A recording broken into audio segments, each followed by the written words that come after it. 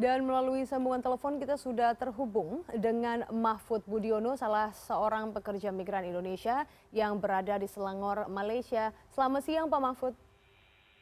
Ya, selamat siang Mbak Aziza. Baik, Pak Mahfud, bagaimana kondisi Pak Mahfud dan juga rekan-rekan pekerja migran di sana di masa lockdown ini? Apakah sudah tersentuh bantuan dari pemerintah Indonesia di sana, Pak? Sudah tentu sejak tanggal 18 Maret yang lalu kita sudah tidak bekerja. Sampai hari ini sudah 41 hari kalau nggak salah ya. Uang udah habis buat bayar sewa rumah, buat makan dan lain-lain. PKP ini juga kemungkinan akan diperpanjang. Ini berarti selama sebulan puasa ini sudah bisa dipastikan tidak ada penghasilan sama sekali. Walhal kita di sini semua mempunyai tanggung jawab untuk kirim kepada orang tua dan anak-anak di rumah. Bantuan itu sendiri dari KBRI dan ormas-ormas sebenarnya udah berjalan sih kalau kita lihat dari berita-berita, tapi sampai hari ini kita baru dapat bantuan dari PCINU Malaysia dan Peradaban 2 hari yang lalu. Oke. Kalau sekarang yang bersama dengan Pak Mahfud sendiri, ada berapa Pak jumlah pekerja yang berada di tempat yang sama dan sudah 41 hari ini total tidak bekerja? Maaf kurang jelas. Pak Mahfud, saat ini para migran WNI yang berada bersama dengan Pak Mahfud ada berapa banyak orang yang sudah sama-sama tidak bekerja sejak hampir 2 bulan yang lalu? Di kawasan saya ini aja ada sekitar 400 orang tidak bekerja. Dan kemarin PCINU dengan Peradaban hanya bawa 40 paket sembako. Oke, berarti itu ada sekitar 360 orang yang tidak mendapatkan bantuan? Iya, belum mendapat bantuan. Dari yang sudah dibagikan ini Pak, apakah dibagi-bagi oleh teman-teman ataukah yang belum kedapatan ini harus menunggu di batch pembagian berikutnya? Atau ada organisasi lain yang akhirnya datang untuk turut membantu Pak Mahfud? Selain kita sharing-sharing dengan kawan-kawan yang di sini semua untuk memastikan tidak ada kawan-kawan kita yang kelaparan, di sini juga sebenarnya ada kantin, tapi kita sudah malu untuk hutang sama kantin-kantin di sekitar sini, apalagi untuk keluar jauh pun kalau misalkan ada duit, kita takut. Di luar banyak polisi yang menjaga di setiap jalan. Oke, berarti akses semuanya sungguh terbatas. Selama ini bagaimana Pak Mahfud cara Anda dan juga rekan-rekan bertahan hidup, dan uang yang Anda ada sekarang di saku ini bisa dipakai bertahan sampai untuk berapa lama ke depan Pak Mahfud? Untuk saat ini, untuk saya pribadi ya kan, mungkin dalam 2 minggu lagi saya bisa bertahan dengan duit yang saya pegang sekarang ini. Tapi teman-teman yang lain saya pun belum tahu juga. Oke, Pak Mahfud, dari pihak KBRI apakah sudah ada yang datang untuk mendata atau sudah ada organisasi terkait yang memang mendata dan berjanji akan memberikan bantuan dalam waktu dekat, Pak? Ya, dari KBRI sendiri hari itu sudah menyebarkan link pendataan untuk membantu para TKI yang sedang memerlukan bantuan tentunya. Dan ada sekitar 20 ormas yang bergerak untuk membantu TKI-TKI kita yang belum terbantu. Oke, Pak Mahfud, untuk rekan-rekan Anda yang berada di sana ini semua tinggal sendiri, apa ada keluarga juga yang beserta dengan mereka? Saya tinggal di rumah sewa. Di tempat kerja saya ini ada gubuk sementara. Yang di sana ada tinggal sekitar 400 TKI kita dengan keadaan yang ya bisa dikatakan memprihatinkan, dengan atap bocor dan fasilitas seadanya, air, musola yang baik seadanya semua. Iya. Baik, Pak Mahfud, mungkin ada yang sedang menyaksikan tayangan ini. Apa yang ingin Anda katakan untuk pemerintah di tengah kondisi ini? Mungkin yang ingin Anda ucapkan, silakan Pak Mahfud. Ya, sepermintaan saya cuma agar Presiden Jokowi melakukan lobi-lobi diplomatik dengan rekan sejawatannya Perdana Menteri Malaysia, Tan Sri Muhyiddin Yassin, supaya jabatan kebajikan dan pemerintahan di Malaysia sampai tingkat RT RW bisa bergandeng bahu membantu TKI di wilayahnya masing-masing. Karena sebab kalau bantuan dari Indonesia pun berapa banyak pun rasanya tidak cukup kalau tidak melibatkan pemerintah Malaysia itu sendiri. Dan ketua kampung serta jabatan RT RW ini tahu di kawasan masing-masing ada berapa TKI kita yang perlukan bantuan. Baik, jadi keseluruhan pendataan ini jelas dan berharap untuk segera tersentuh bantuan. Pak Mahfud Budiono, terima kasih banyak Pak. Semoga segera membaik kondisi di sana. Terima kasih Bapak. Sama-sama. Baik, dan selanjutnya kita juga telah terhubung dengan Konselor Pensosbud KBRI Kuala Lumpur, Pak Agung Cahaya Sumirat di Kuala Lumpur, Malaysia. Selamat siang Pak Agung.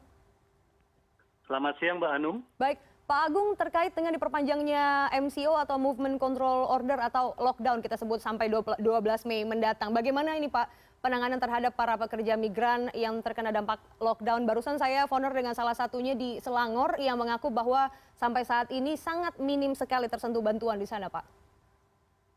Ya, yang pertama Mbak, mohon digarisbawahi bahwa memang jumlah warga Indonesia, khususnya pekerja migran Indonesia di Malaysia ini memang banyak sekali ya. Dan tentu kami ingin bisa menjangkau dan memberikan bantuan semaksimal yang kami bisa. Dalam catatan KBRI, itu jumlah WNI itu sekitar 700 ribuan, dan jumlah ini juga hampir sama dengan catatan yang ada di Immigration Malaysia. Namun, faktanya warga kita yang secara nyata ada di Malaysia ini jumlahnya jauh melebihi jumlah yang tercatat resmi ini. Ini berarti bahwa KBRI pun sebenarnya tidak bisa, kami belum mampu untuk mendeteksi keberadaan para warga itu secara satu persatu, alamat persisnya di mana, dan di dalam situasi apa mereka hidup dalam keseharian. Poin kedua adalah bahwa KBRI atas arahan Kementerian Luar Negeri Pusat, kami mendapatkan dukungan penuh untuk apapun dilakukan, memberikan bantuan semaksimal mungkin. Hingga hari ini, Kedutaan Besar Kuala Lumpur, Kedutaan Besar Republik Indonesia Kuala Lumpur saja, kami sudah memberikan bantuan lebih dari 40 ribu. Kami tiap hari, kami membongkar muat yang namanya beras lah, mie instan lah, yang sarden lah, kami angkut-angkut semua. Semua staf KBRI dikerahkan, semua tenaga harian lepas, siapapun kami kerahkan untuk membantu warga itu. Bahkan dalam situasi bulan puasa pun. Aturan di Malaysia mengatakan bahwa ini adalah perintah kawalan pergerakan. Bahwa warga harus stay at home. Namun, berkat kerjasama yang baik dengan Kementerian Luar Negeri Malaysia dan juga kerjasama baik dengan polisi di Raja Malaysia, alhamdulillah kami masih terus diperkenankan untuk bergerak. Kurang lebih seperti itu Mbak ilustrasinya. Oke, Pak Agung, berarti kendala terbesar ini adalah masalah pendataan begitu ya. Sudah ada solusi yang presisi sekali nggak sih Pak dari permasalahan ini? Karena tadi mungkin kita juga mengalami permasalahan migran ini, ada yang legal, ada di sana, ada juga yang ilegal dan tidak berdokumen, namun mereka juga memiliki hak untuk mendapatkan pertolongan yang sama dari pihak pemerintahan Indonesia Pak. Solusinya adalah kami telah mengedarkan formulir survei atau pemantauan kepada warga Indonesia. Dan kami saat ini sedang, jumlah mereka yang mendaftar itu hampir 60 ribu. Dari mereka yang mendaftar 60 ribu itu mereka mendaftarkan se-Malaysia kurang lebih 400-an ribu warga. Dan kami saat ini terus berusaha mengolah data itu, kemudian memverifikasi satu persatu. Kami telepon, kami konfirmasi. Karena kadang-kadang warga juga banyak menulis, menyampaikan informasi itu alamatnya tidak begitu jelas gitu Mbak. Jadi, dan itu harus kami satu persatu. Kami konfirmasi, kami telepon siang dan malam oleh para staf KBRI. Untuk memastikan bahwa minimal lokasi mereka jelas terlebih dahulu. Setelah itu kemudian kami membuat mapping dan juga berkoordinasi dengan seluruh perwakilan Republik Indonesia yang ada di Malaysia, seluruh KJRI maupun Konsulat Republik Indonesia. Kurang lebih gambarannya seperti itu, serta kami dibantu oleh organisasi massa Indonesia. Tadi rekan saya, Mas Mahfud Budiono dari PCI Nahdlatul Ulama Malaysia sudah menyinggung peran Ormas, dan kami pun bersinergi, berkolaborasi dengan mereka. Kami tidak berpretensi untuk mengklaim bahwa kami bisa menjangkau seluruh wilayah Malaysia dalam situasi ini, Mbak. Kami dimudahkan. Namun tentunya tetap saja ada beberapa keterbatasan. Baik, Pak Agung, beberapa waktu lalu saya sempat mendapatkan data dari Bu Retno Marsudi langsung terkait dengan 6 perwakilan KBRI dan KJRI di Malaysia yang menyalurkan bantuan sembako. Sampai saat ini progresnya seperti apa, Pak? Dan apakah bantuan yang dibagikan ini hanya terbatas sembako atau ada bantuan-bantuan lain? Baik, untuk bantuan, Mbak, yang paling pokok sembako yang ini pasti kami berikan dengan menimbang. Prioritasnya adalah kelompok rentan. Kelompok rentan itu kami identifikasi sebagai pekerja harian lepas yang mendapatkan gaji secara harian. Misalnya pekerja konstruksi, kemudian pekerja kedai, ya restoran lah, ya warung-warung makan kecil atau toko-toko kecil, itu banyak sekali. Serta berbagai profesi cleaning service. Ini kami coba target bantuan ini. Dan selain itu tentunya KBRI sudah menjadi tugas pokok kami untuk terus memberikan layanan konsuler. Contoh misalnya ada warga yang stranded di bandara, itu kami dampingi, kami coba arahkan. Kemudian ada juga berbagai orang tua siswa ingin tahu bagaimana kondisi para pelajar Indonesia yang ada di Malaysia. Juga kami pun melalui Atasé Pendidikan, kami mengawal itu. Belum lagi ada kasus tiba-tiba dalam situasi ini ada komunitas Indonesia yang wilayahnya terbakar. Kami pun harus bergerak secepat-cepatnya untuk membantu mereka. Ya kami juga kadang-kadang iuran, kami mencoba mengumpulkan pakaian-pakaian yang masih pantas dipakai dari para staf. Itu semua kami tempuh, Mbak, dan kami ikhlas melakukan itu. Baik, Pak Agung, yang terakhir mungkin ada pesan ataupun imbauan untuk para WNI dan juga pekerja migran di Malaysia yang masih belum tersentuh bantuan ataupun masih berusaha untuk mencapai KBRI terkait dengan kondisi terkini mereka. Silakan, Pak.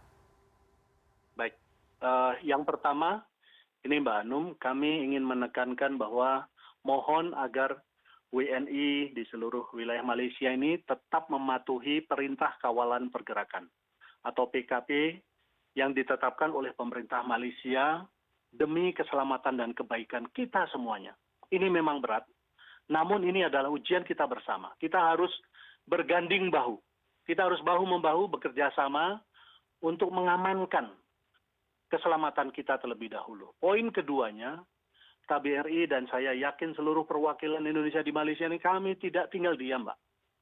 Dalam keadaan bulan puasa maupun tidak bulan puasa, kami terus memaksimalkan seluruh resources yang ada untuk membantu warga. Namun, bagi warga yang belum mendapatkan bantuan, kami mohon kuatkan kesabaran dan kami akan terus mencoba melakukan diversifikasi usaha untuk bagaimana caranya supaya mempercepat bantuan itu cepat sampai kepada mereka. Baik. Itu poin yang ingin kami sampaikan. Oke, Pak Agung Cahaya Sumira, terima kasih Bapak. Semoga wabah bencana musibah ini segera berlalu dan salam untuk semua rekan-rekan di sana. Agung Cahaya Sumira selaku Konselor Mesosbud KBRI Kuala Lumpur, Malaysia. Terima kasih.